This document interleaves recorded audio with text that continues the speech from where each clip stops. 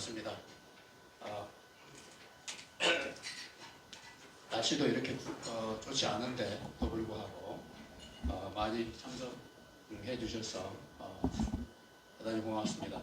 제가 그 학교 강의는 뭐 말할 것도 없고요. 밖에서 이렇게 면대면 강연을 하는 것은 2년 만에 지금 처음입니다. 그래서 그 여러 대선배님들, 그다음에 우리 선후배 선생님들 이렇게 건강한 얼굴로 뵙게 돼서 정말 반갑습니다.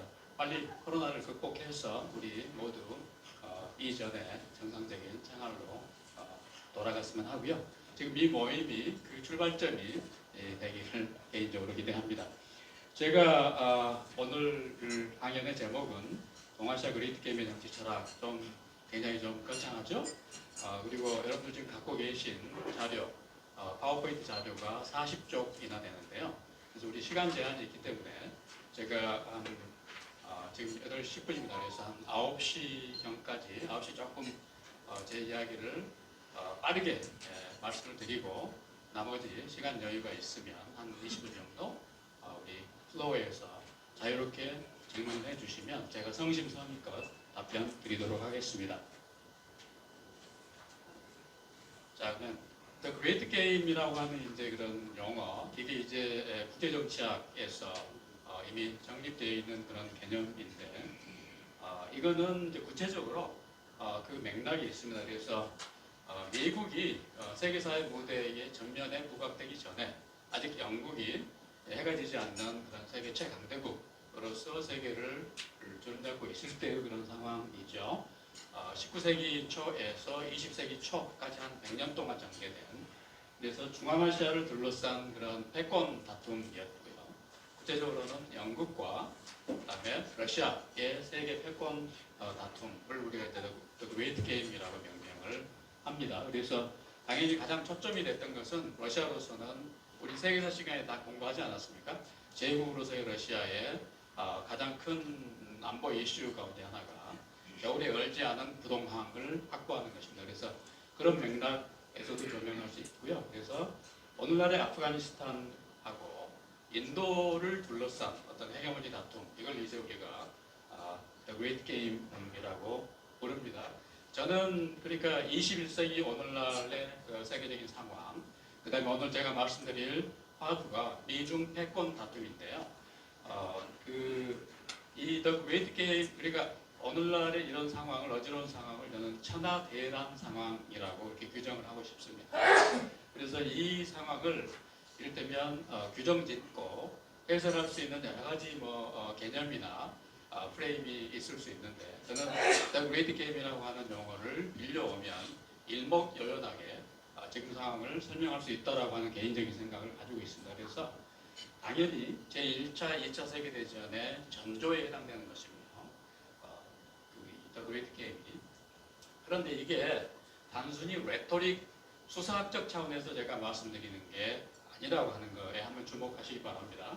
그러니까 Great Game이 한반도와 관련이 없는 것처럼 생각이 되지만 영국과 러시아가 이렇게 가장 강대한 제국으로서 서로 맞설 때 바로 중앙아시아라고 하는 것이 하나의 발화점이었고요. 그러니까 오늘날 아프가니스탄 사태, 미국이 이제 큰 망신을 당하고 철군하지 않았습니까? 그러니까 그 역사적인 원죄에 해당되는 것이 제국 영국의 아프가니스탄 점령, 2차례에 걸친 아프가니스탄 영국 전쟁이 있습니다. 그러니까 그레이트 게임은 한반도와 저는 관련이 있다고 생각을 하고요. 중앙아시아에서 이런 정패전이 진행되는 것과 동시에 한반도를 둘러싼 그런 양국의 움직임이 있었고요. 물론 영국과 러시아만 이런 게임에 참여했던 것은 아니고 잘 아시는 것처럼 여러 제국들이 서로 이렇게 혼전 비슷하게 다투던 상황이었습니다. 영국이 1885년 3월 달에 갑자기 거문도를 점령하게 됩니다. 한반도의 남해안에 있는 굉장히 큰 섬이죠. 한 2년가량을 점령하고 있었는데요. 이게 이제 고정 22년에 24년쯤인데 굉장히 흥미롭게도 영국이 거문도를 점령을 한 사실을 당대의 조선 왕조는 한 달 넘게 알지조차 못했습니다. 그 당시에 이제 커뮤니케이션에 한계가 있었기 때문에. 그리고 이제 이런 검도 점령이라고 하는 것과 이제 관련해서 이런 역사적인 사건들이 진행되었었다라고 하는 걸 여러분들 아시겠죠. 그러니까 아간 파천 러시아 공사관으로 바로 이 뒤 아닙니까? 그런데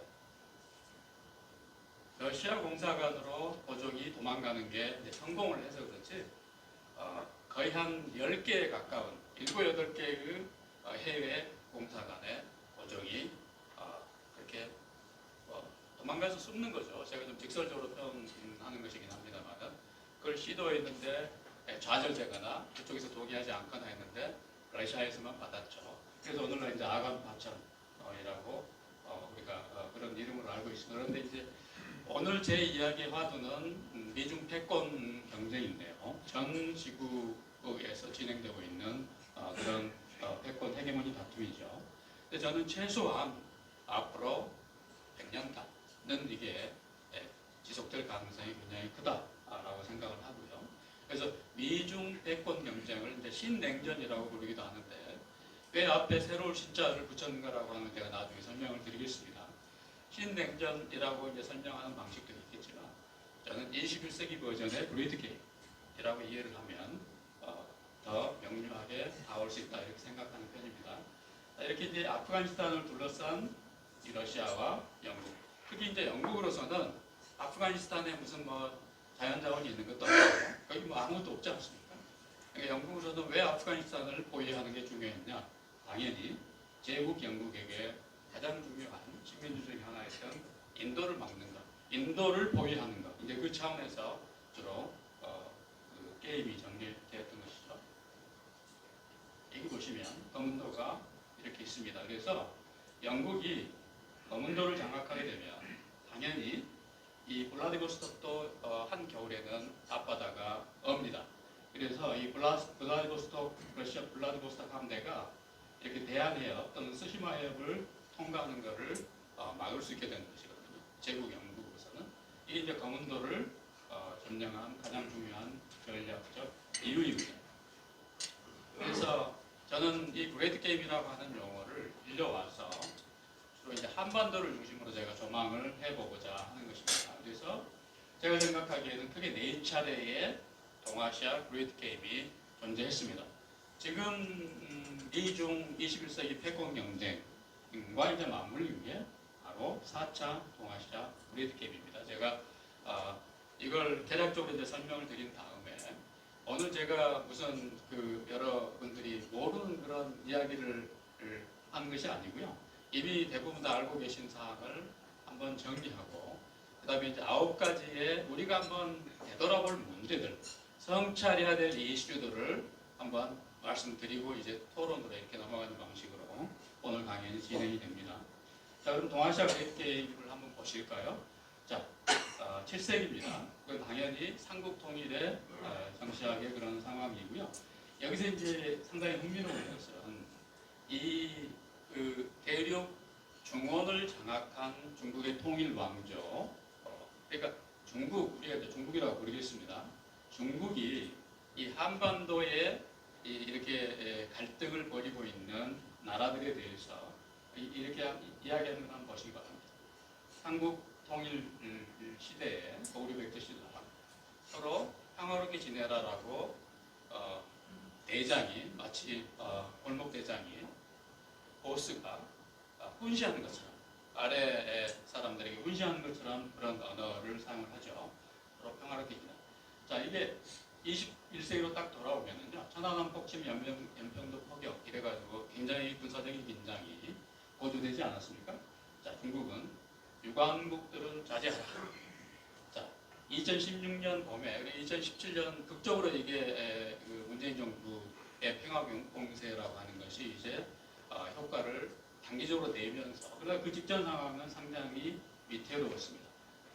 중국의 어조도 이렇게 훈시하는 어조이지만 훨씬 강경하게 내 대문 앞에서 불나는 건 나는 훌륭한다라고 하는 굉장히 강경한 어조가 나왔죠. 그래서 이제 저는 이 삼국 통일 시대의 동아시아 상황, 한반도를 둘러싼 이런 상황을 동아시아 5국지라고 그렇게 부를 수도 있다고 생각합니다. 다 알고 계시지만 삼국 통일을 달성한 신라는 고려 신라 백제 중에서 가장 약체였습니다. 그럼 어떻게 해서 가장 국세가 국력이 약했던 신라가 삼국 통일을 달성할 수 있었느냐? 여러 가지 요소가 있겠습니다만 제가 세 개를 들었습니다. 그러나 동아시아 그레이트 게임이라고 내가 명명한 이런 국제, 정세, 애교, 안보 구도를 명료하게 신라의 지도층들이 파악하고 있었다라고 하는 얘기 저는 굉장히 크다고 생각합니다. 21세기 상황에서 우리에게 주는 그런 교훈이라고 봅니다. 2차 동아시아 그레이트 게임 16세기입니다. 우리가 7년 전쟁이라고 부르는 임진왜란, 정유재란이면 저는 이 기본 구도를 나중에 이제 저한테 이제 질문을 하실 수도 있는데 저는 기본적으로 이 7년 전쟁의 그 전략적 구도가 제국 중국과 제국 일본의 충돌이었다고 저는 개인적으로 생각합니다. 그러니까 상당히 좀 거부감이 들 수 있는 게 그러면 우리는 어떻게 된 거냐? 특히 우리의 의병, 그 다음에 우리 중국의 그런 역할은 어떻게 되는 거냐? 이제 그 질문은 정당한 질문이신데 크게 거시적으로 보면 저는 제국 중국과 제국 일본의 충돌이었다고 보고요. 이게 이제 흥미로운 것은 당대의 명나라 황제가 신종인데 신종 만력제입니다. 여기 보시면 이 제2기간을 한번 보시기 바랍니다. 거의 반세기 동안 황제 자리에 있었거든요. 이게 중국 5천년 왕조에서도 아마 가장 긴 제2기간을 자랑한 황제 중에 하나였습니다.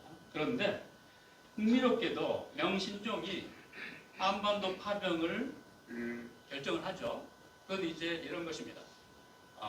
중국 본토로 전쟁의 불길이 오기 전에 차단하겠다라고 하는 그런 고려가 있었던 것이고요. 명나라 조정의 입장에서는 이건 정확히 제3차 동아시아 그레이트 게임에서 마오가 자기 이 측근들 주울레를 비롯해서 측근들의 일치된 반대를 무릅쓰고 현대 중국, 공산 중국이죠. 중국이 1949년 10월에 건국하는데 바로 그 다음에 6.25에 참전하는 것을 결행한 바로 그런 이유하고 굉장히 많이 겹칩니다. 그런데 신종이 결국 파병을 해서 한반도에 그래서 이제 선조가 이제 제조지은이라고 하는 표현을 썼고요. 이게 이제 제조지은이라고 하는 것을 현대적으로 풀어가지고 요새 이게 유행이죠. 문재인 정부에서도 쓴 걸로 저는 알고 있습니다. 제조상하, 나라를 완전히 새롭게 바꾸자라고 하는. 근데 이 신종이라고 하는 이 근 반세기 동안 제위에 있으면서요. 초창기에는 그러니까 황제되고 처음에는 장거정이라고 하는 개혁가를 등용을 하고 좀 뭔가를 해보려고 시도하다가 이제 자기 마음이 틀어지면서 거의 한 40년에 30몇 년에 가깝게 폐업을 합니다. 신종이. 그러니까 황제가 일체 조정의 업무, 국사를 보지 않는 거예요. 들어박혀가지고 자기 그 어마어마한 금덩어리 불어나는 것 이런 것만을 보고 그 황제의 이제 그런 사정을 있지 않습니다. 그래서 일체의 국사 운영을 포기하는 바람에 명왕조가 그러니까 이를테면 무슨 장관이나 총리가 죽을 수도 있는 거고요. 인성 이런 것들도 전혀 하지를 않아가지고 이게 그러니까 이 손주 때 가서 명이 몰락하게 된 가장 큰 원인 제공자 가운데 하나고요. 제가 생각하기에는 중국 역대 왕조 최악의 암군 내지는 홍군 가운데 하나입니다. 그런데 우리에게 아마 행이자 불행의 요소를 다 같이 갖고 있다고 생각을 하는데 이 신종이 이 국사를 그렇게 소홀히 하는 정도가 아니라 완전히 외면하는 가운데 한 2번 정도 황제로서 재가를 하는데 그 중에 하나가 바로 한반도 출병인 것입니다. 임진왜란 때. 자, 그래서 이 당시에 이 7년 전쟁 당시에 한반도가 북사도와 남사도가 이렇게 북사도는 명나라에 남사도는 일본이 갖기로 밀약을 하게 되는 심주경과 고니 슈키나가가 얼토 히데요시한테 숨기고 이런 그 강화 협정을 진행했던 것을 알고 계실 겁니다. 그 다음에 이제 이 도채찰사로서 그러니까 이제 그 위기 상황의 총사령관이라고 할 수 있겠죠. 그 역할을 맡았던 영의정 유성룡이 전란이 끝나고 징비록을 남기는데 이 징비록은 우리나라에서뿐만이 아니고요. 미국, 일본과 심지어는 중국에서도 베스트셀러가 된 그런 책입니다. 그래서 이 징비록을 이제 읽어보시면 굉장히 흥미로운 그러니까 16세기 동아시아 그레이트 게임 상황인데도 불구하고 우리에게 굉장히 많이 힌트가 되는 그러한 자성과 성찰과 제안 이런 것들이 많이 나오는데 이 징비록의 제일 앞에 보면은요 신숙주의 이 세종대왕 시절에 그 신숙주 바로 그 숙주나물의 원조라고도 알려져 있는 그래서 일본에 1년 반 걸려서 신숙주가 굉장히 유능한 관료였고요. 그러니까 단종에 대한 또는 세종에 대한 그런 그 충성의 의무를 바치는 그것 말고 따지자면 학자로서도 외교관으로서도 관료로서도 굉장히 유능한 인물이었습니다. 인숙주가. 그래서 인숙주가 해동제국기라고 하는 책을 썼는데요. 해동제국기에 신숙주가 그러니까 죽어가면서 한 4분, 5분의 왕을 신숙주가 모셨는데 신숙주가 나중에 이제 그 와병 자리에 누웠다. 임종이 멀지 않았다라고 하니까 신숙주의 사저에 당시 조선 왕이 친입방문합니다. 그래서 뭔가 좀 말씀을 해주시라 그러니까 신숙주가 남긴 말이 바로 이겁니다.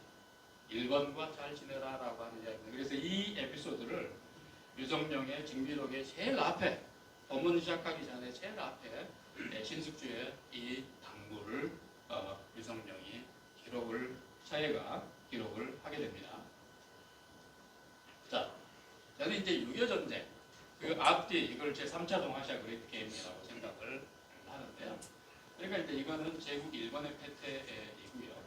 이 6.25 전쟁이 국제전인가 내전인가라고 하는 학자들 사이에 치열한 논쟁이 오늘날에도 계속 되고 있습니다.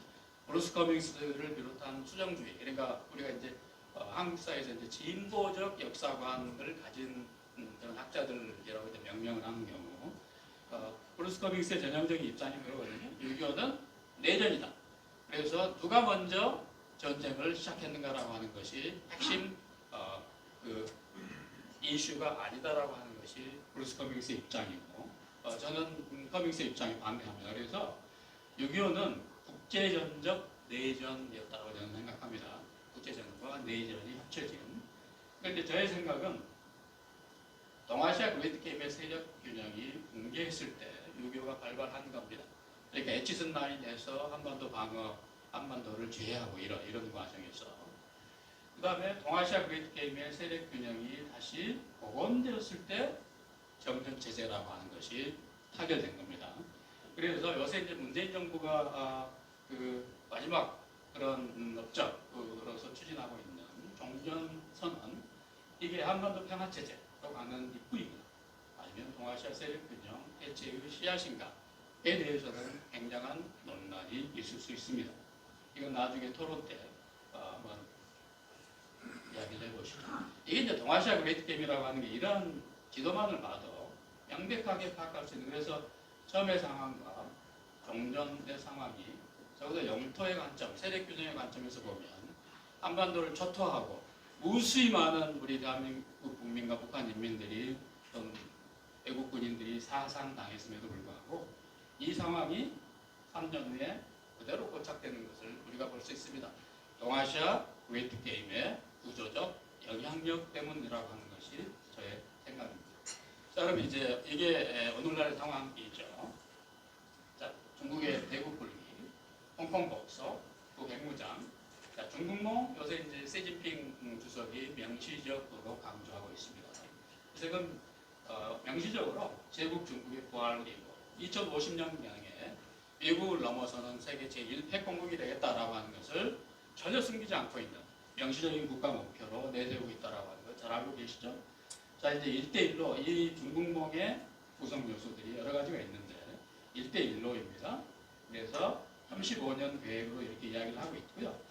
중국 제조 2025라고 하는 것은 주로 이제 경제 영역에서 이렇게 가겠다라고 하는 것이고요. 30년 계획입니다. 이것도. 그래서 세계 제1 경제대국이 되겠다라고 하는 그런 목표이고요. 근데 군사적인 차원에서 우리가 이제 여러분들 신문 보시면 이 용어가 많이 나옵니다. Anti Access Area Denial이라고 하는 것. 우리말로 옮기면 반접근 지역 거부인데요. 그러니까 미국의 태평양 함대, 항공모함으로 이루어진 칠함대를 비롯한 태평양 함대가 중국 본토에 가까이 오는 것을 밀어낸다라고 하는 뜻이고요. 반접근은 지역 거부는 미국 해병대가 상륙하겠죠. 중국 본토에 일단 유사시에 그러면 그 상륙한 지역의 미군 전투 병력을 고립시키면서 이제 상황을 처리하겠다라고 하는 그런 아이디어로 알고 계시면 됩니다. 그래서 이 군사불기 차원에서 도련선이라고 하는 게 굉장히 흥미로운 이게 이제 아일랜드 체인 라인을 도련선이라고 옮겼습니다. 그래서 도련선에 세 개가 있는데요. 제1도련선, 제2도련선, 제3도련선. 제3도련선은 미국 태평양 한가운데 있는 하와이 바로 앞에까지 갑니다. 제3도련선은. 자, 이거 이제 제가 다음 장에 지도를 가지고 설명을 하겠습니다. 좀 더 명료하게 이해하실 수 있습니다. 도련선에 대해서. 그 다음에 이제 북한이라고 하는 변수고, 제가 개인적으로 생각해, 저는 전공자는 아닙니다만, 북한이 지금 6번째 전략 핵국가로 급속하게 다가가고 있다고 하는 것이 저의 생각입니다. 그래서 뭐 게임 체인저 이야기 많이 하고, 극초음속 또 뭐 미사일, 뭐 아스칸데르 그 타입의 교전 이렇게 말씀을 많이 하는데, 저는 북한 지도부, 김정은이가 가지고 있는 국가 전략적 고려라고 하는 것은 그런 차원을 훨씬 상회한다라고 개인적으로 생각을 합니다. 그래서 왜 전략 핵국가라고 제가 말씀을 드리냐면, 원자폭탄을 넘어서서 수소폭탄, 그다음에 대륙간 탄도미사일, 그다음에 이제 북한 능력으로는 전략 핵폭기를 가질 수가 대단히 어렵기 때문에 잠수함 발사 탄도미사일 이 세 종을 북한의 전략 핵 능력의 그 세 가지 요소라고 저는 정리를 해봤습니다. 그다음에 미국의 쇠퇴설, 중국이 굴기하면 미국이 쇠퇴하고 있다라고 하는 그런 이야기일 텐데, 제 기억에 한 20여 년 전부터 서방에 굉장히 많은 전문가들이 이제 제국으로서의 미국은 쇠락하고 있고 중국은 불기하고 있다라고 하는, 이게 다수설이었고요. 한국 사회에서도 저는 다수설에 가까웠다고 생각을 합니다. 그런데 저는 그때부터 그 다수설에 반대했습니다. 그래서 반대하는 이유가 있었는데요.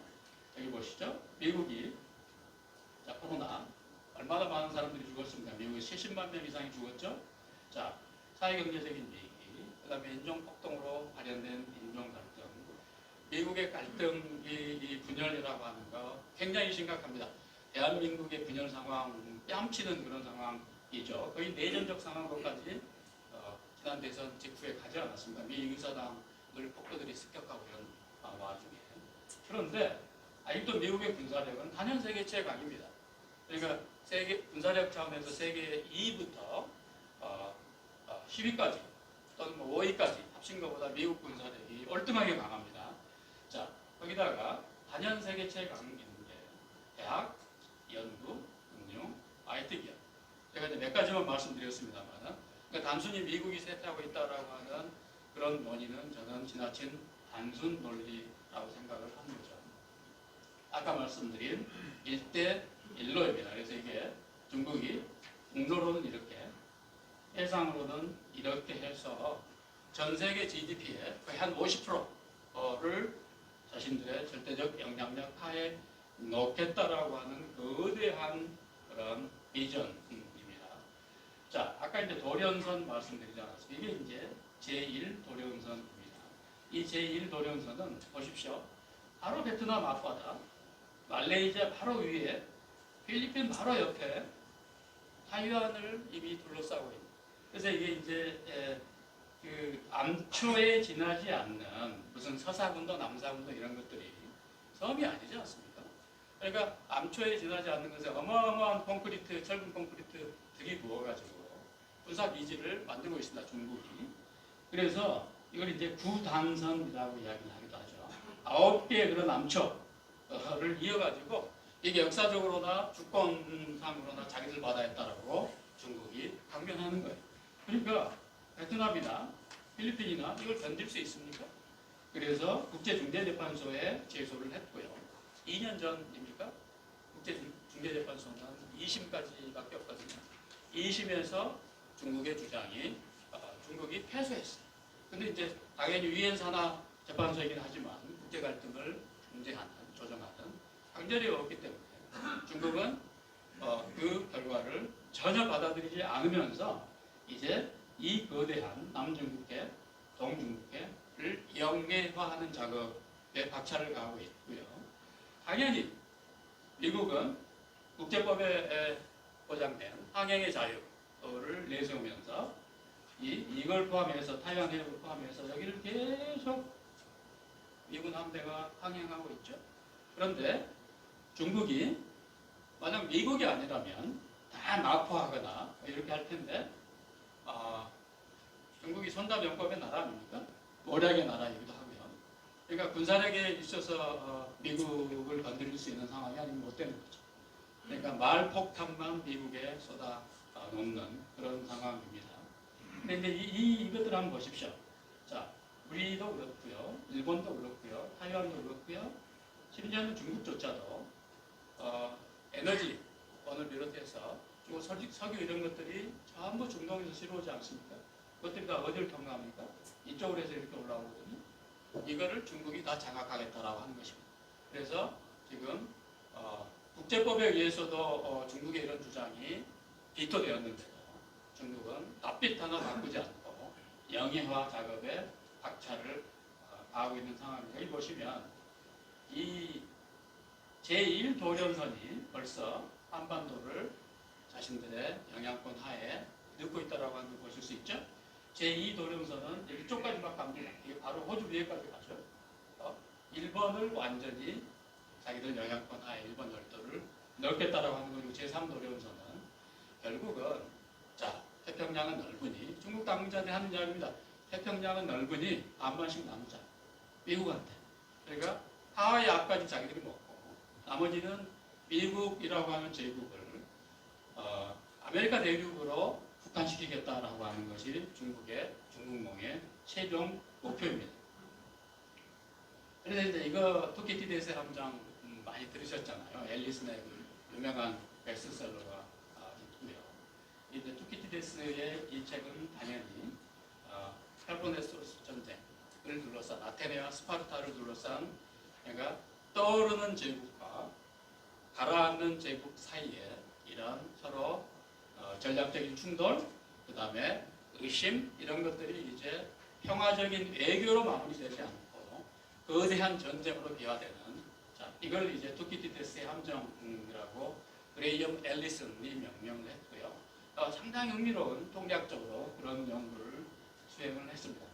여기 보시면 각 연구기관마다 약간씩 달라요. 그래서 이거보다 더 앞서서 중국이 미국을 GDP 차원에서 추월할 것이다 라고 하는 또 조사도 많이 있습니다. 근데 저는 개인적으로 어떻게 생각하냐면, 지금 올해 내년 상황이 이렇게 이제 이 조사에서는 이렇게 되어 있는데, 사실 이것을 75%보다는 더 된다고 생각합니다. 그래서 이 중국이 미국을 그야말로 급속하게 경제적으로도 따라오고 있는 한 10년? 이게 저는 가장 위험한 상황이라고 생각을 합니다. 그래서 조금 이따 대만 문제야말로 지금 21세기 세계에서 중동을 우리가 화약권이 어쩌고 이야기를 하는데, 아프가니스탄에, 저는 그거는 미국의 전략적 이해관계가 이미 중동은 부차적인 상황이 되어버렸어요. 미국의 셰일 오일 때문에요. 그러니까 300년 이상 미국이 사용할 수 있는 원유가 미국 본토에서 발견이 된 상황이거든요. 이게 이제 중동으로부터 물러나서 그 오바마가 아시아 에로의 복귀라고 하는, 이제 그때부터 미국 행정부의 전략 변환이 있었는데, 트럼프, 그 다음에 지금 바이든 대통령, 이게 그러니까 정권은 교체되었지만 제국으로서의 미국의 국가적 전략 목표라고 하는 것에 있어서는 중국과 이런 헤게모니 다툼 거의 차이가 없어요. 굉장히 분열되어 있는 미국 조야지만 중국에 대한 태도에 있어서는 민주당이나 공화당이나 진보나 보수 거의 차이가 없다. 일치된 그런 의견을 보이고 있는 것이고요. 그래서 중국이 미국을 따라잡는 앞으로의 10년 이 상황이 저는 가장 위험한 그런 시기가 될 것이라고 생각을 하고요. 그 발화점이 바로 대만과 한반도가 될 가능성이 굉장히 크다라고 하는 것이 저의 추측입니다. 그래서 미국과 중국의 경쟁 구도 이제 이렇게 나와 있고 이건 뭐 참고하시기 바랍니다. 이제 우리가 참 고독스러운 게 안보는 미국, 경제는 중국. 자 이렇게 이제 우리가 지내왔지 않습니까? 그런데 이제 그걸 여실하게 보여주는 그런 통계 자료입니다. 그런데 이제 미중 패권 경쟁이라고 하는 것이 가열되면서 더 이상 그런 일종의 중간자적 입장이라고 할까요? 이런 그 불가능한 상황으로 급속하게 휩쓸려 들어가고 있습니다. 어쨌든 이제 이 문제 때문에 지금 요소수 지금 바로 요소수가 뭔지 지금 사태 터지기 전에 저는 알지 못했어요. 아마 다른 분들도 그러실 거예요. 그런데 오늘 뉴스 보니까 중국의 80% 이상의 그 자원을 우리가 의존하고 있다. 이게 1,850개 요소수는 1,850개 중에 하나더라. 중국이 그러니까 그거를 금수 수출을 안 해버리면 자 요소수 지금 상황에서 뭐 한 달 안에 대한민국 전체가 지금 멈춰 버릴 것 같은 그런 상황입니다. 자, 제가 이제 9개의 질문을 여러분들에게 이제 드릴 텐데요. 이거 이제 나중에 질문해 주시기 바랍니다. 제국 중국은 제국 미국을 대체할 것인가? 아까도 말씀드린 것처럼 서양에서도 여기에 대해서 예스라고 하는 의견이 다수설이었고 저는 그 당시에도 전공자는 아니지만 저 다수설에 반대했습니다. 그러니까 뭐 여러 가지 그 논거를 들 수가 있죠. 중국은 우리가 이제 한반도 반만년 역사라고 이야기를 하는데 사실은 중국이야말로 반만년 역사이고요. 저는 한국의 역사는 2000년 역사라고 개인적으로 생각하는 편입니다. 단군조선을 넣으면 4천 몇백 년이 되지만 신화적 요소가 많이 들어가 있다라고 개인적으로 생각하기 때문에 자 중국의 반만년 역사에서 중국은요 중원의 통일 왕조는 항상 제국이었어요. 중국이 반만년 역사에서 이렇게 그 다른 강대국에 능멸받고 침략당하고 희롱당하고 약탈당하고 했던 것은 즉 근대 중국 그 100년 밖에 안 되는 것입니다. 그래서 그 동아시아의 병자라고 불리웠던 청나라 전성기 말고요. 청나라 말기에도 세계 GDP의 거의 4분의 1을 차지하는 게 중국의 국력입니다. 그러면 당나라나 명나라 같은 경우에 그러니까 중국의 국력이 천하대란에서 천하대치를 달성했을 때의 상황은요. 그러니까 이건 서양학자들이 그렇게 분석을 해놓은 걸 보면 최전성기에는 30%대 후반 전 지구의 GDP의 한 37, 8%를 중국 통일 왕조가 차지하고 그 인구하고 땅덩어리는 뭐 말할 것도 없고요. 자, 그래서 불기하는 제국, 중국과 쇠퇴하는 제국, 미국. 지금 미국이 세계의 유일초 강대국 아닙니까? 소련 붕괴 이후에 지금까지 세계의 유일초 강대국인데 경제적으로 미국 GDP가 세계 GDP의 4분의 1이 안 됩니다. 지금. 그래 중국은 그걸 훨씬 상회하는 압도적 경제력과 국력을 과시했던 것이고요. 이제 그걸 21세기의 중국몽이라고 하는 이름으로 되살리겠다고 하는 것이에요. 그런데 이제 제가 아까 말씀드린 것처럼 이 대체할까? 미국은 셰일 오일의 존재, 중국은 원유의 대부분을 중동에서 수입합니다. 자, 그 다음에 미국은 이런 에너지원과 식량을 자급한 역사상, 그러니까 인류 역사상 수천 년을 제가 통틀어서 말씀드리는 거죠. 제가 알기로 이 두 가지 결정적인 자원을 자급한 유일무이한 제국입니다. 미국은. 그 다음에 이제 미국의 생산성, 그 다음에 미국의 젊은 인구, 전 세계의 사람들이 많이 뭐 빗바라기는 했습니다만 아직도 미국 시민이 되기를 원합니다. 그러니까 로마의 전성기 때 로마의 시민권이 가지고 있었던 그런 위상을 아직도 미국 시민권이 가지고 있는 게 사실입니다. 그러니까 중국은 원유 수입해야 되죠. 식량, 인구가 너무 많지 않습니까? 그 다음에 이제 시진핑의 이 종신집권 시도라고 하는 게 심각한 내부적 분열을 불러오고 있습니다. 그 다음에 중국의 인구 지금 급속하게 노령화되고 있죠. 우리가 세계 최악의 상황입니다만 중국도 대동소이한 그런 속도로 대한민국을 따라오고 있습니다. 인구 노령화. 자, 그래서 이 제국 중국의 세계 제1패권 국가로서의 등장, 팍스 시니카가 가능할까? 팍스 브리테니카에서 팍스 아메리카나에서 팍스 아메리카나가 지속이 되다가 소련이 냉전 시대 때 도전했다가 붕괴하고 미국이 팍스 시니카에 기치를 내걸고 중국이 지금 미국의 그런 패권에 도전하는 거 아닙니까? 그런데 중국은 제국 미국에 대해서 저도 비판적인 시각을 가지고 있습니다만 이걸 한번 보세요. 책임 정부가 중국에는 부재하고요. 현대 중국 포함해서 그 다음에 법치주의. 중국의 반만년 역사에 법치주의는 존재했던 적이 없습니다. 법과 사상은 존재했죠. 그러나 오늘날 우리가 법 앞에 만인이 평등하다. 통치자 왕이나 대통령 수상일수록 법에 복종해야 된다라고 하는 그런 의미의 법치주의. 중국인, 중국 문화, 중국 사상에는 그런 거는 완전히 부재합니다. 그래서 한비자 상황의 법과 사상이라고 하는 것은 자, 통치자가 인민들을 복속시켜서 얼마나 효율적으로 통치하느냐, 강권적으로 통치하든지 뭐 육아에 그런 걸 빌려와서 표면적으로 그거를 분식하든지 간에 법과 사상과 법치주의는 내용적으로 완전히 다르다라고 하는 것이 저의 생각입니다. 그 다음에 당연히 인권 개념이 없죠. 이게 이제 제국으로서 하나의 거대 문명으로서 중국 문명의 치명적인 약점이라고 저는 생각을 합니다.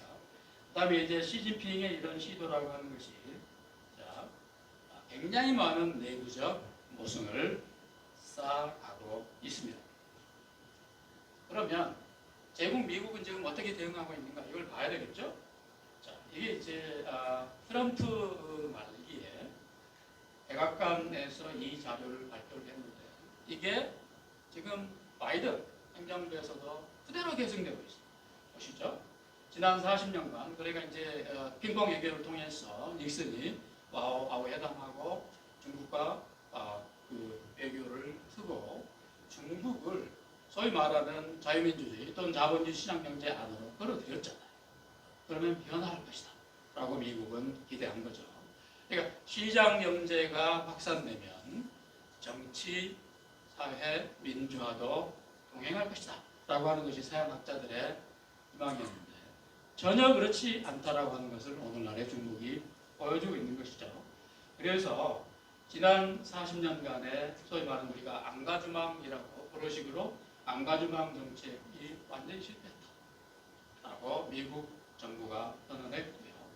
중국의 이런 그 움직임이 미국의 사활적 이익을 지금 침해하고 있으며 모든 전선에서 중국과의 디커플링 분리하겠다.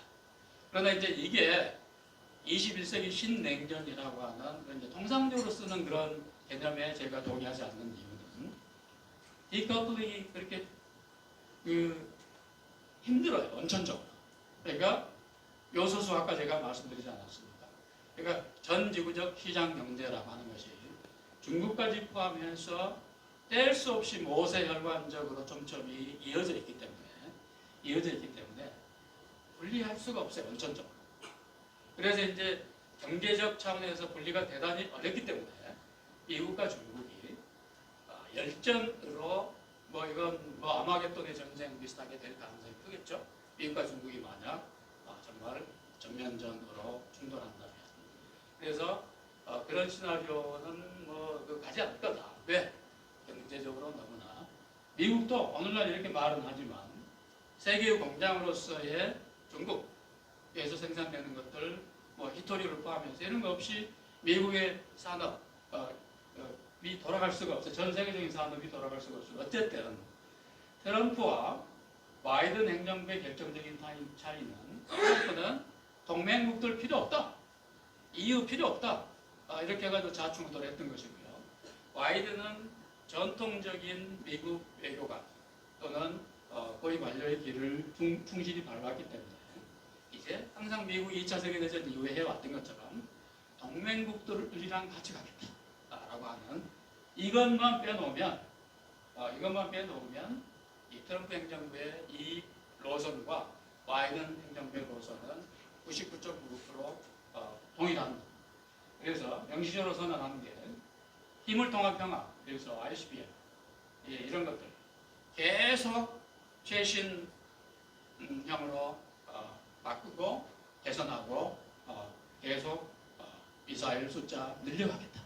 그래서 부소련과 맺었던 스타트 협정입니까? 그거 이제 폐기하고, 왜냐하면 중국이 주로 중거리, 단거리 미사일로 미국의 태평양 함대가 중국 본토로 접근해 오는 것을 막으려고 하는 그런 행보를 보이고 있기 때문에 미국은 군사 필요상에 의해서 단거리, 중거리 미사일이라고 하는 것이 굉장히 조금밖에 없기 때문에 그것을 이제 굉장히 많이 만들고, 그 다음에 이제 중국 보고도 미국, 러시아, 중국 핵 전략 국가 3개 강국이죠. 그래서 핵 감축, 군축 회담에 들어오라 라고 계속 요구를 하고 있는 것이고, 중국은 뭔 소리냐, 전혀 오불만한 그런 상황입니다. 이제 이 대만 문제, 저는 제가 이거를 오래전부터 이야기를 줌 강의 같은 데서 해왔는데 국회의원 이런 분들도 전혀 이런 개념이 적어도 한 2, 3개월 전에도 없더라고요. 대만 문제가 뭐가 심각하냐 이런 반응을 보이는데, 저는 21세기 상황에서 가장 지금 심각한 장소가 대만이다. 그러니까 이거는 제국 미국으로서 불침한 거예요.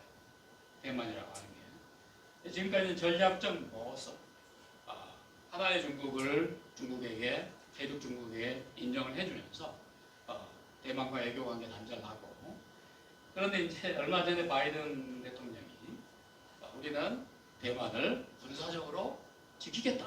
그게 미국의 커미트먼트다. 라고 하는 표현까지 썼죠. 바이든이 얼결에 얼결도 아닐 의도적으로 뱉었을 거라고 생각합니다. 그러니까 미국 국무성과 미국 국방부가 이제 그걸 주워 담느라고 굉장히 막 바쁘더라고요. 그러니까 군사적으로 개입하겠다는 이야기는 아니다. 이런 식으로. 자, 우리가 익히 잘 알고 있는 그런 그림입니다. 중국의 1대1로. 거기에 맞서는 미국의 태평양 전략. 자, 이거 보시죠.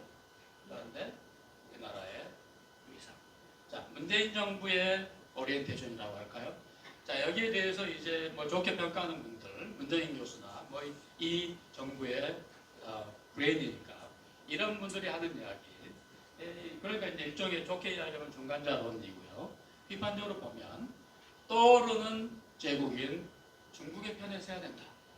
내심으로는 나는 그런 논리를 감추고 있다고 생각을 하는데, 저는 이제 중국이 세계 제1의 패권 국가가 될 가능성에 대해서 저는 오래전부터 회의적이었기 때문에, 아까 말씀드린 그런 이유 때문에, 이런 문재인 정부가 만약 그런 생각을 가지고 있다면 국가 대전략 차원에서 저는 전혀 동의할 수 없습니다.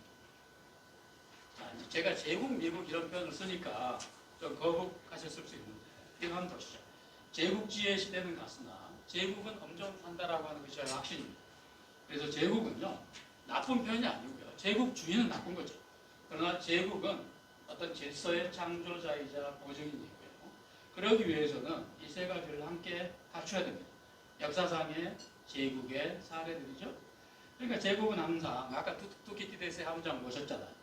경쟁 제국의 부상을 전력을 다해 차단하죠. 그래서 제2차 세계대전조차도 사실은 미국과 소련이라고 하는 제국이 나치와 일본이라고 하는 제국의 부상을武力으로 차단한 것이라고 하는 설명이 가능한 것입니다. 그래서 미중 세계 패권 전쟁이 전방위적으로 진행되고 있는데, 특히 대만 문제는 동아시아 그레이트 게임하고 맞물려 가지고 열전화의 급소라고 생각을 합니다. 제가 이런 이야기를 할 때 이런 이야기를 굳이 제가 계속 강조하는 이유는 한반도의 상황, 동아시아의 상황에서 한국만 빼놓고 주위의 나라들이 전부 제국이었거나 지금도 제국인 거예요. 제국의 경험이 있는 거죠. 그래서 국가를 운영하는 분들이 제국의 마인드를 갖추고 있는 그런 나라와 그렇지 못한 나라들 완전히 다르다라고 하는 것을 보게 되고, 저는 이제 역대 한국 정부의 이런 그 문신을 보면 이런 거를 느끼게 됩니다.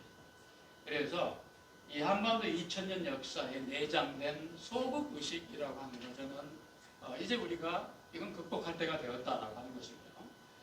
그러니까 내가 일본을 제국이라고 하면 거부감들을 많이 가지실 텐데, 이미 일본은 현해탄이라고 하는 그런 거친 바다를 건너서 한 30만 명에 해당되는 완전 무장 병력을 넣어줬고 뭐 이런 해서 어떻게 한반도까지 올 수 있었겠습니까? 일본의 국력, 군사력이라고 하는 것이 이미 중세 때 그렇게 막강했었다라고 하는 것을 의미하고요. 구체적으로는 쌀 생산력 차원에서 일본 별도의 전체 생산력이라고 하는 것이 한반도의 것은 뭐 인정 능가하고요. 사실은 중국의 생산력 땅덩어리가 물론 차이가 있기 때문에 거의 근접할 만한 그런 경제력의 팽창을 이미 도요토미 히데요시 때 또는 그 이전 때 일본이 획득하게 되고요. 당연히 도요토미 히데요시가 자, 명나라를 칠 테니 길을 빌려다. 이걸 우리는 그 일본 깡패가 그 읊조린 말도 안 되는 방발이라고 생각을 하는데, 도요토미 히데요시는 아주 진지하게 이야기한 거예요. 그러니까 중국 애들도 그렇고 일본 애들도 이런 그 첩보를 비롯해서 이런 것들이 굉장히 그 전쟁의 문화이기 때문에 발달되어 있잖아요. 그러니까 한반도 상황을 이미 임진왜란 7년 전쟁 침공하기 전에 아주 정통해 있어요. 도요토미 히데요시가. 그래서 조선 왕조는 이건 싸움의 상대도 안 된다라고 하는 걸 이미 전제하고 있는 거고요. 길을 빌려달라고 한 거예요. 그래서 명나라를 칠 테니까. 그래서 이걸 도요토미 히데요시의 삼국 세계관이라고 부르는데요. 세계가 뭐로 구성되어 있다? 일본 열도. 이건 해가 뜨는 제국이죠. 해가 그다음에 지는 제국으로서의 중국. 도요토미 히데요시가 중국 황제에게 그런 교서를 보내잖아요. 동등한 것을 이렇게 해서. 그 다음에 인도. 구체적으로는 사실은 오늘날의 동남아시아. 이게 세계의 전체다라고 하는 그런 중세 일본인들이 이런 세계관이 있었어요. 자, 중세 조선인들 전혀 무지했죠?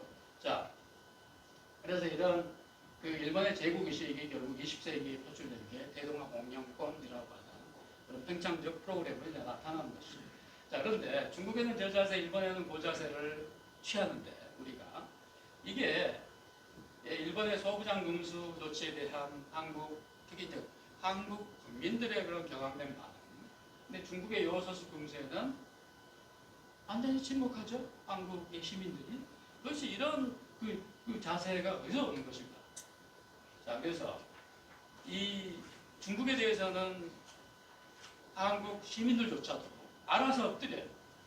그래서 이게 이제 선조가 만절필동 제조건방이라고, 이제 그 황하의 이 물줄기는 만번 꺾여도 결국은 동으로 흐른다. 그래서 이 공자가 한 이야기고 순자에서 인용이 되고 변함없는 지조를 말하는 원문이 조선시대 우리 선조들이, 학자들이 중국에 대한, 명나라에 대한 충성심이라고 하는 것을 이걸로 영상하는 것이고, 문재인 이제 노영민 대사입니까? 중국 대사 부임할 때 이 만절필동이라고 하는 것을 중국 시진핑입니까? 에다가 선물이랍시고 하는 것입니다. 이게 얼마나 그 수치스러운 역사적인 배경이 있는가에 대한 그런 인식 자체가 없어요. 그래서 이 화양서원에 있는 만동요. 이게 만동이라고 하는 건 만절필동을 줄인 거 아닙니까? 이게 우리 7년 전쟁 때 제2차 동아시아 그레이트 게임 때 한반도에 원군을 파견한 신종, 중국 역대 왕조 중에 최악의 암군 가운데 하나라고 해요. 신종을 제사 지내는 그런 이유입니다. 이게 1704년도에 세우고 심지어 고종 때까지 비밀리에 이런 제사를 드리는데 그 명나라는 이미 고종을 기점으로 하면 300년 전에 멸망하고 사라졌어요. 근데 여기에 대해서 제사를 지내는 거예요. 자, 오늘날 이런 역사적인 맥락과 이거 한번 보시죠. 서해가 중국의 내해화되고 있어요. 자, 중국 러시아 공군이 계속 우리 이 방공식별구역 침입하고 있죠. 중러 해군 계속 합동 훈련을 하고 있는데 동해, 그 다음에 일본 저쪽에 태평양 이쪽까지도 해서가지고 계속 합동 훈련해요. 그런데 한국 정부 무슨 대응한다는 이야기 들어보셨어요? 자, 한국 국민들 관심 자체가 없어요. 만약 일본이 이런 군사적인 움직임을 취한다면 어떤 반응이 나오겠습니까? 도대체 이러한 차이가 어디서 비롯된 거냐라고 하는 것입니다. 그래서 동아시아 그레이트 게임이라고 하는 구도로 보지 않으면 여기에 대한 제대로 된 이해가 어렵다라고 하는 것입니다. 그래서 바이든 문재인 회담 때 미국에게 또 미국이 비위를 맞춰주는 듯한 그런 성명을 내놓았어요. 특히 대만 문제와 남중국해 문제에 대해서. 근데 만약 중국이 대만을 무력 침공한다면 우리는 어떻게 돼요? 핵국가 북한은 어떻게 움직일 것입니까? 또 더 나아가서 미국이 중국의 대만 침공을 막을 수 있는 의지와 능력이 있는가? 미국의 전직 국방부 장관, 전략 전문가들의 상당수가 막기 어려울 것이다 라고 하는 그런 연구들이 나와 있습니다. 그래서 우리가 잘 생각을 해봐야 됩니다. 자, 이거 보시죠. 올해가 공산당 창당 100주년입니다. 2049년이 신중국 수립 100주년입니다. 중국몽의 종착지가 다 이것에 맞춰져 있죠. 그래서 중국의 공식적인 태도가 불과 10년 전과 비교해도 얼마나 바뀌었는가라고 하는 걸 한번 보시기 바랍니다. 그래서 철의 장성의 머리가 깨져서 피를 흘릴 것이다. 중국에 저항하는 자들, 중국의 이해관계를 침탈하는 자들, 이런 아주 공세적인 언어를 전혀 감추고 있지 않고요. 자, 조국 통일, 대만, 무력, 점령, 공식적으로 계속 강조하고 있죠.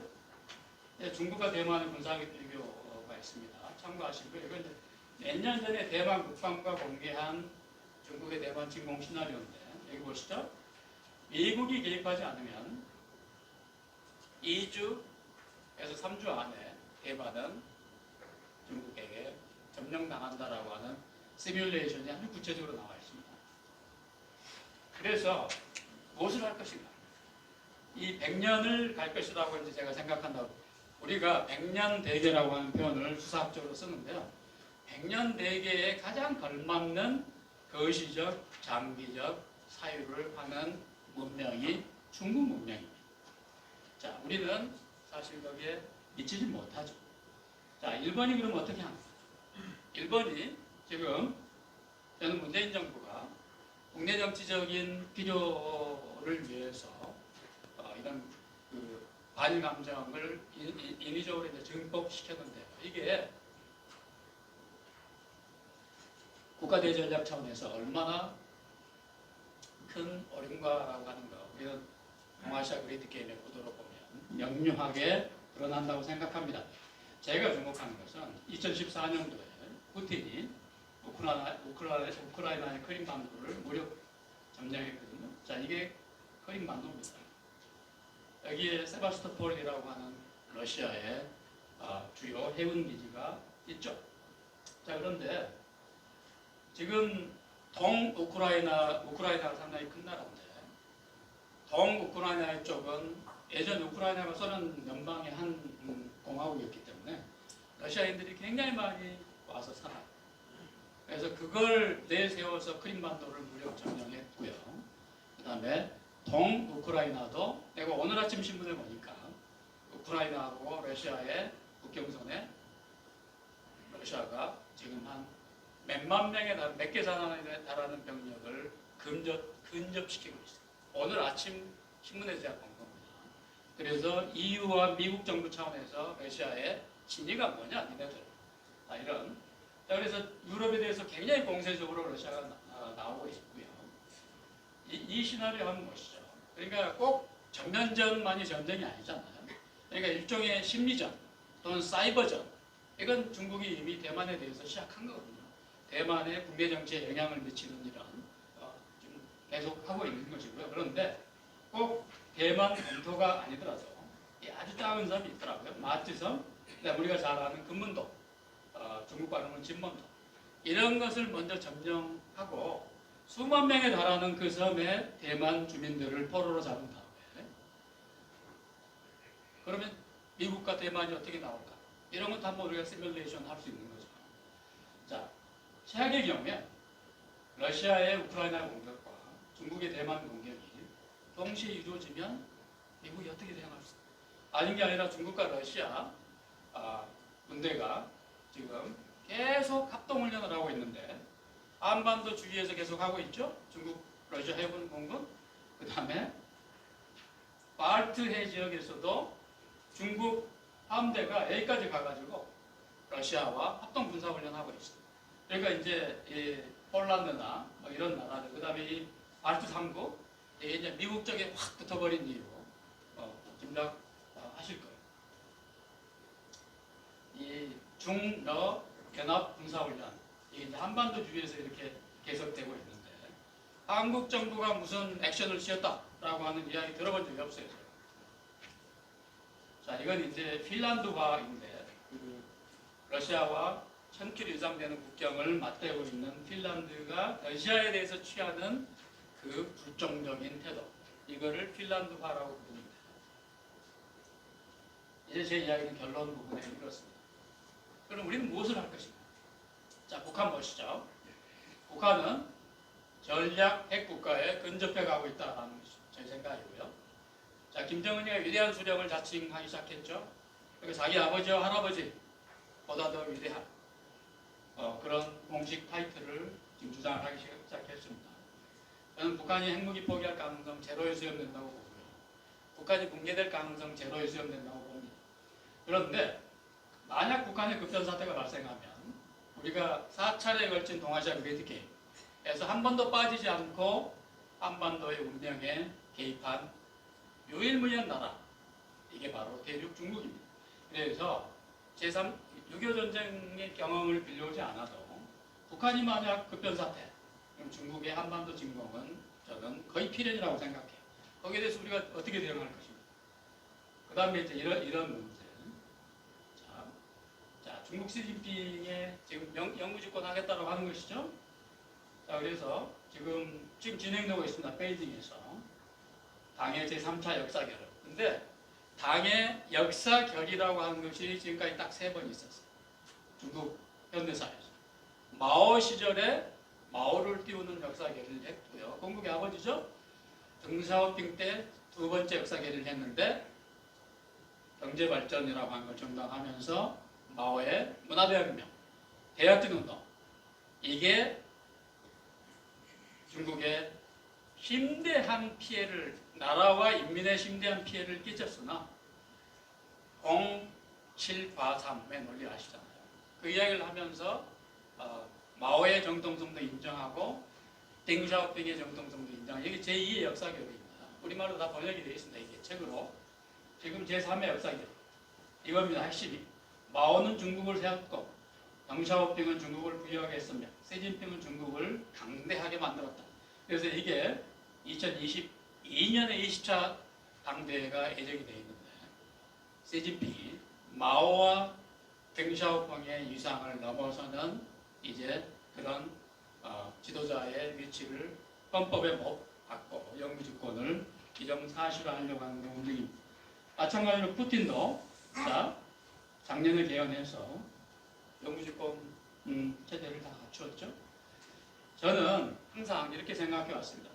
한국 민족주의. 우리 한국인이라면 진보 보수를 불문하고 모든 한국인들은 민족주의자일 수밖에 없어요. 그런데 이런 일국주의적 한국 민족주의가 제가 오늘 말씀드린 이런 동아시아 그레이트 게임의 전략적 구도에 대한 우리의 인식을 방해해요. 그래서 한국의 핀란드와 중국이 지금 겨냥하는 게 결국 한반도의 대한민국의 핀란드화거든요. 그러나 핀란드 사람들 앞에서 핀란드화라고 하는 말을 우리가 쓰지 않는 게 좋습니다. 왜냐하면 제2차 세계대전이 한참 진행 중일 때 스탈린이 핀란드를 무력 침공했는데 그게 바로 겨울전쟁인데 2번 침공했습니다. 핀란드 전 국민을 동원해서 군대 10만도 안 되죠. 스탈린이 수십만 명을 동원했는데 핀란드한테 호되게 당했습니다.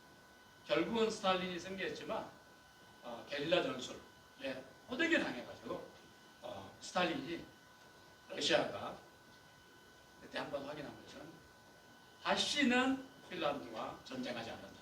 이거는 중국이 통일 베트남한테 호되게 당한다 하고 굉장히 유사한 겁니다. 그러니까 핀란드는 적어도 그런 그 강단이 있는 거죠. 마지막에는 1대1로 붙는다라고 하는 게 핀란드 도운 나라들이 없었어요. 2차 세계대전에서. 자, 그러니까 이제 이걸 어떻게 이룰 수 있겠는가. 자, 빨리 마무리를 하도록 하겠습니다. 이 기쇼 마부반이라고 하는 인물이 있는데요. 이광료의 오른팔입니다. 근데 이 양반이 내가 지금 이야기하고 있는 이런 것들하고는 굉장히 오리엔테이션이 다른 말을 해요. 서방 국가 믿을 수 없다. 그래서 중간자적인 이야기를 하는데, 그러니까 이게 이제 일종의 국제적으로는 문정인 교수보다 훨씬 더 잘 알려져 있는 그런 인물입니다. 근데 저는 이 양반의 이런 반론이 제기될 수 있는데 저는 동의하지 않습니다. 그래서 이런 그 생각을 우리가 해야 21세기 전화되는 상황을 버텨나갈 수 있다고 하는 것이고요. 제 결론입니다. 산업혁명과 민주혁명을 같이 성취한 2차 세계대전 이후에 독립한 유일무이한 나라는 어느 나라가 그 다음에 한국사 최초로 지구적 자본주의와 연결해서 우리의 사유체계에 한국인이 특히 우리 MZ세대 젊은이들은 그야말로 전 지구적 시민이 되었습니다. 우리하고도 달라요. 감수성이. 그래서 이런 10대 경제대국, 문화 매력국가, 역동적 민주국가. 그래서 공화혁명의 시대정신이라고 하는 것을 우리가 감당해야 된다고 생각을 합니다. 그래서 저희 결론입니다. 대한민국은 동아시아 그레이트 게임의 주인이 되어가지고 전 지구적 그레이트 게임의 한 중간 주체로 우리가 스스로를 격상시킬 수 있어야 된다.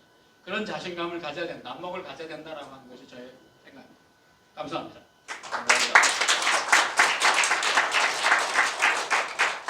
오늘 동아시아 그레이트 게임에 대해서 그레이트 렉처를 해주신 임평님 교수님 다시 한번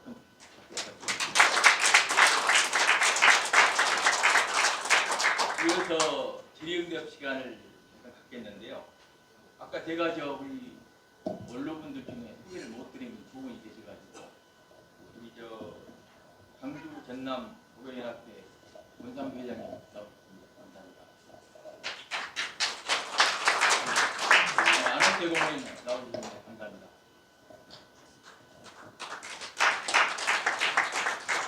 네, 그러면 플로어에 질문을 받도록 하겠습니다. 먼저 세 분 정도 받아가지고 답변을 드리도록 하겠는데 소속과 성함을 말씀해 주시고 질문 부탁드리겠습니다. 예.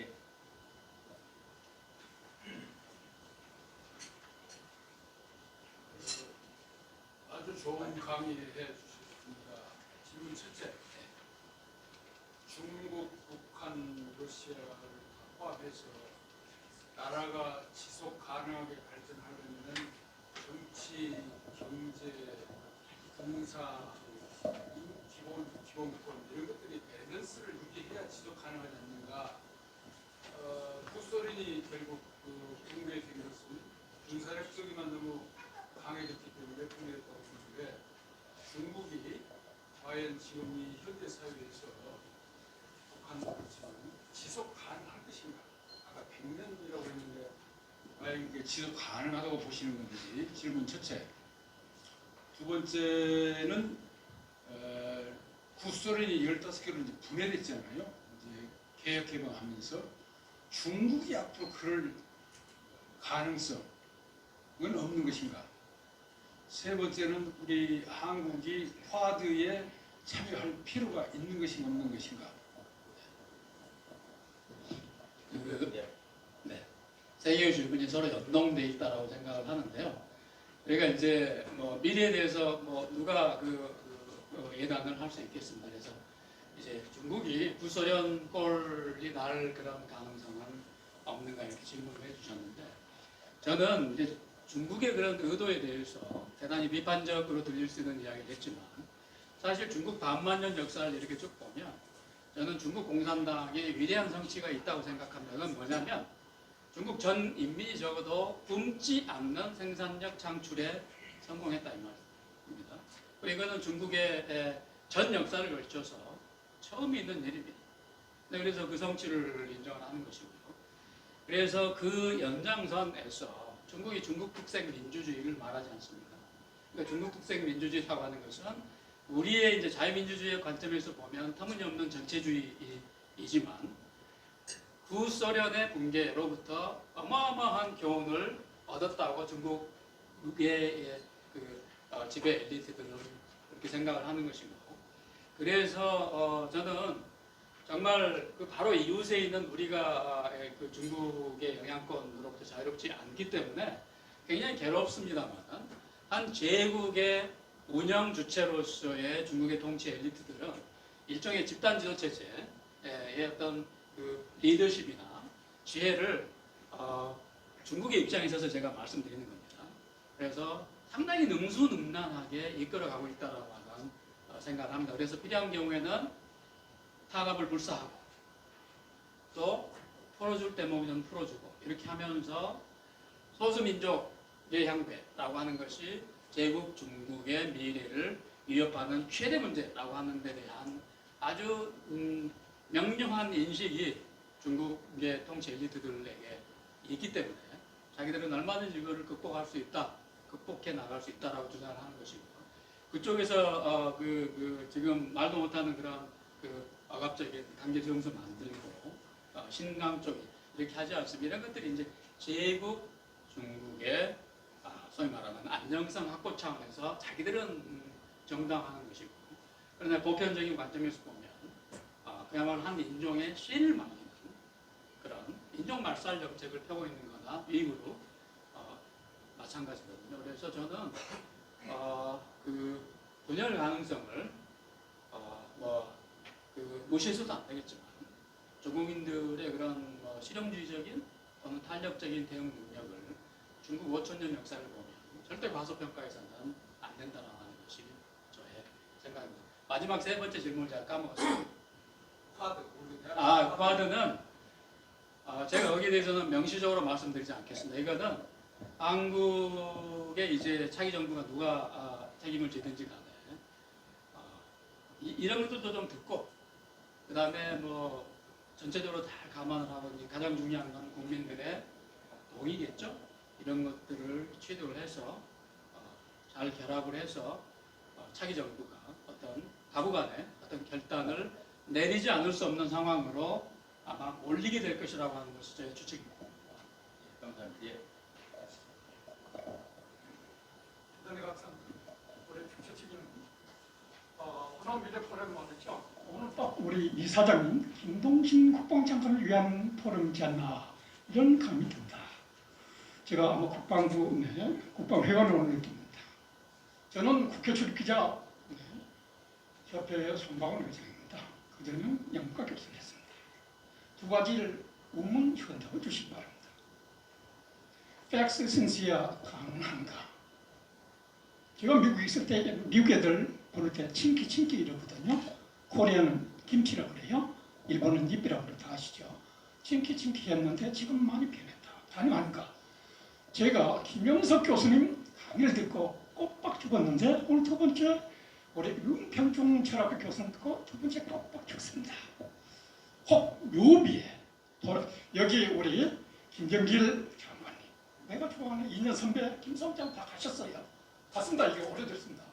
네, 그래서 묘비에 윤평중 교수님 묘비에 새기면 어떻게 새길까? 제가 김영석 교수 물어보니까 내는 장로로 왔다. 장로로 가다. 장로교에 와서 장로로 가다. 이렇게 새기겠다는 거예요. 간단합니다. 감사합니다. 제가 질문을 다 이해했는지 모르겠는데 저는 이제 가늘고 길게 가는 게 제 목표이기 때문에 저는 지금 제가 컬럼을 쓰고 있습니다만 컬럼의 어떤 콘텐츠가 소진되었다라고 하는 생각이 들면 저는 바로 퇴장해서 사라지는 것이 제 큰 목표입니다. 그냥 조용히 사라지는 거예요. 팩스시스야. 그게 무슨 뜻입니까? 중국 제국, 중국 뭐.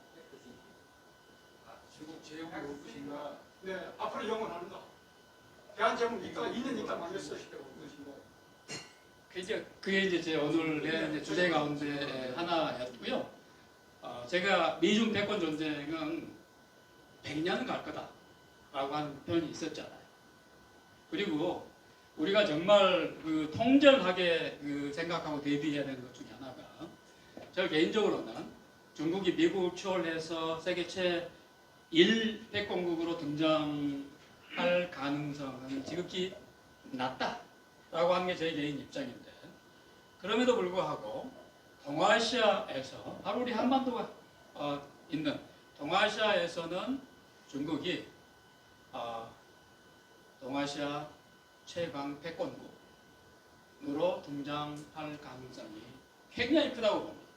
그러니까 미국에게 이제 패퇴라고 하는 군사적인 의미만 갖는 건 아닌데 결국 중국이 미국의 역량이 이제 닿지 못해서 두 번째 자리에 머물러 있는 그런 상황이라고 할지라도 동아시아에서의 중국의 입김은 지금보다 훨씬 커질 것이다라고 하는 것이 저의 생각이고 그거를 어디서 확인할 수 있냐면 간접적으로 일본 아이들이 어떻게 하고 있는가를 보면 간접적으로 추론할 수 있는 것입니다. 그러니까 일본은 아까 제가 말씀드리지 않았습니까? 우리가 한국인들이 중국은 실체보다 굉장히 크게 보면서 일본에 대해서는 이제 불행한 역사의 유산 때문에 그렇죠.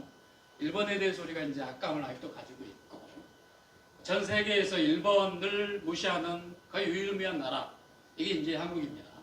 그런데 뭐 역사의 그 배경을 보면 이해할 수 있는 측면이 있지만 저는 그건 심각한 문제가 있다고 보고요. 뭐 일반 문화, 예술, 음식 뭐 우리 다 좋아하잖아요. 그런데 제국으로서의 일본의 어떤 의도, 준비, 대비 태세 이런 것들도 우리가 면밀하게 봐야 됩니다. 일본이 지금 어떻게 하고 있습니까? 적어도 동아시아에서는 중국의 입김이 지금보다 훨씬 더 막강해질 것이다. 거기에 제국, 섭 임파이어로서, 제국으로서의 21세기 현대 일본이 착착착착 대비하고 있는 거죠. 그래서 한국, 대한민국, 뭐 우리랑 상대 안 하겠다? 오케이. 제끼고 지금 동남아시아, 인도, 호주 이쪽으로 가는 건 미국은 말할 것도 없고 이게 일본 버전의 국가 대전략이 아주 냉철하게 작동하고 있다고 생각을 하고요. 자, 우리가 주관적으로 못마땅하고 이런 거는 차후의 문제고 적어도 나라를 운영하는 분들은 냉철하게 냉정하게 전체 구도를 봐야 된다고 생각을 합니다. 예, 임장님께서 귀한 시간 주시고 한 분만 더 질문 주시겠습니다. 제가 한 가지 더. 예. 지금 우리 정치권을 보면요, 대선이 한참 진행 중인데 이분들 얘기 들어보면 이런 국제 정치 전략적인 문제에 대해 한마디 하는 거 들어보셨어요? 오늘 처음으로 좀 임장님 들어본 것 같은데 과연 우리가 지금 이런 상황에서 그런 분들이 최소한도 물질적 감각을 갖도록 하기 위해서 어떤 노력을 좀 해야 될 것인가? 우리 나 교수님 정말로 중요한 지적을 해주셨어요. 대선 이런 관점에서 보면은요, 지금 대권 주자들 어머난 개구리들 불과합니다. 물론 내정이 중요하죠. 내정 중요합니다. 먹고 사는 거, 실업, 청년 실업 문제 중요합니다. 그런데 굳이 비교하자면 국가대 전략은 그것보다도 중요합니다. 왜냐하면 어떻게 하느냐, 어디서 삐끗하느냐에 따라서 전력에서 추락할 수 있는 거고요. 나라의 흥망성쇠가 직결되어 있는 사항 중에 하나입니다. 여기에 대한 실감들이 정치는 말할 것도 없고 일반 저를 포함한 국민들이 비교적 잘 안 이루어지고 있다는 저의 생각입니다. 굉장히 우려스러운 그런 상황이라고 저는 봅니다. 예, 감사합니다. 그러면 예, 이마장.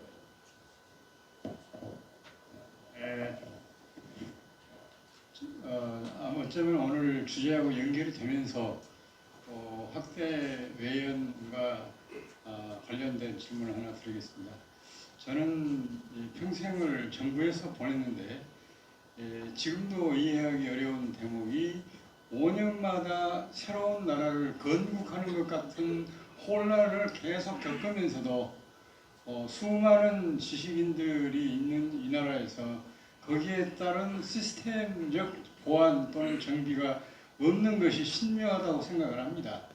그래서 지금 윤평중 교수님께서 말씀하신 이 그레이트 게임에 관한 젊은 층의 인식을 지금 기성세대보다 좀 빨리 심어줄 수 있는 것을 포함해서 또 하나는 개인 회사에 취직을 해든 정부 부문에 가서 공직자가 되든 군에 가서 장교가 되든 적어도 한평생을 공공부문, 국익부문, 공익부문에서 보내겠다는 생각을 가진 사람들에게 미리 어떤 철학적 또는 인격적 기저를 강화시켜주기 위한 시스템이 필요하다 그런 생각을 하거든요.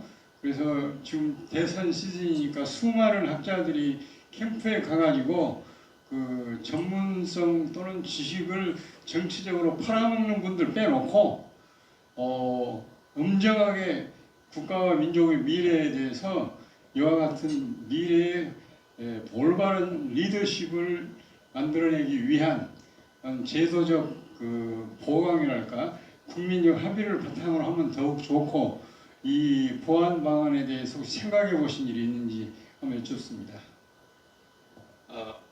그러니까 앞부분 장관이 말씀하신 부분에 전폭적으로 공감하고요. 뚜렷하게 저한테 구체적인 아이디어가 있는 건 아니고요. 제가 이제 지식인의 한 사람으로서 이런 생각은 합니다. 한국이 소용돌이 정치가 압도하는 그런 나라거든요. 그래서 정치가 거의 모든 것을 빨아들이잖아요.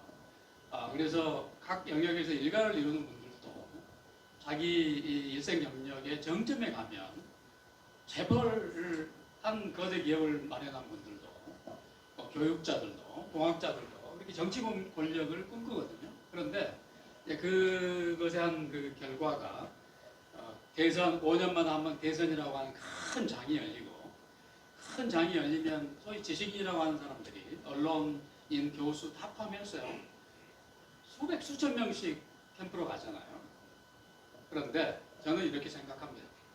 개인적인 생각입니다만 이렇게 정치 권력의 흡인력이 압도적인 영향력을 과시했던 우리나라 문화 전통에서는